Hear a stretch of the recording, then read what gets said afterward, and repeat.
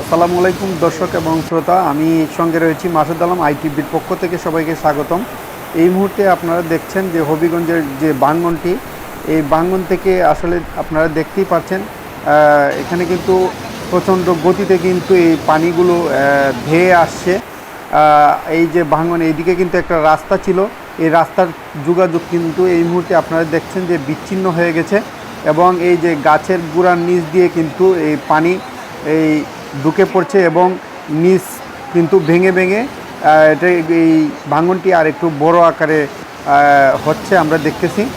দর্শক, ইতিমধ্যেই আপনারা জানেন যে 3-4 দিনের টানা বৃষ্টিতে কিন্তু হবিগঞ্জ সহ হবিগঞ্জের বিভিন্ন জায়গায় এর আশপাশের যে গ্রাম অঞ্চল ছিল বিভিন্ন জায়গায় ফসলি জমি সহ এখানে বিভিন্ন ধানি জমি সহ অনেক ক্ষয়ক্ষতি হয়েছে এবং বিভিন্ন ব্যবসা প্রতিষ্ঠান, বাজার হাট থেকে শুরু করে বিভিন্ন যত কলকারখানা আছে বিভিন্ন এগুলোও কিন্তু পানির নিচে অনেক জায়গায় তলিয়ে গেছে। আমরা এরকম অনেক কিছু দেখতে পাচ্ছি এবং যে এলাকাটিতে আসলে এই পানিগুলো যাচ্ছে, আসলে এই এলাকাটি কিন্তু এখন পানির নিচে আছে। তারা কিন্তু অনেক কষ্টে কিন্তু দিন যাপন করছে।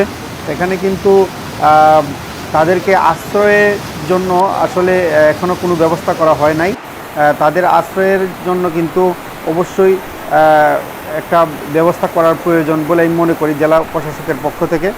এই মুহূর্তে আপনারা দেখছেন ভাঙনটা কিন্তু ধীরে ধীরে বড় পরিসরে হচ্ছে।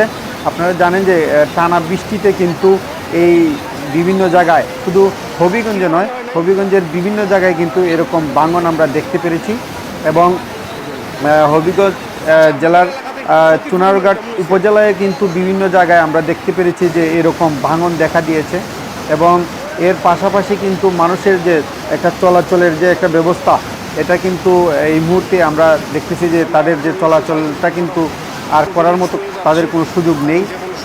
এই মুহূর্তে কিন্তু আমি মনে করি বাংলাদেশ সেনাবাহিনী থেকে শুরু করে যারা আছেন এবং হবিগঞ্জের ঊর্ধ্বতন যারা কর্মকর্তা আছেন, তারা এই মুহূর্তে কিন্তু তাদের পাশে দাঁড়ানো অনেক প্রয়োজন বলে আমরা মনে করি। আর আজকে রাতে যদি বৃষ্টি হয় তাহলে কিন্তু আশঙ্কা আরও খারাপ হয়ে যাবে আমরা ধারণা করতেছি। আপনারা দেখছেন এই ভাঙনটি কিন্তু ধীরে ধীরে কিন্তু বড় পরিসরে দেখা দিয়েছে। তো আজকে রাত্রে যদি বৃষ্টি হয় তাহলে কিন্তু এর প্রভাবটা আরও বড় আকারে ধারণ করবে বলে আমরা ধারণা করছি। তো দর্শক, এই মুহূর্তে যারা দেখছেন সবাই ভিডিওটি শেয়ার করে দিবেন। ধন্যবাদ সকলকে।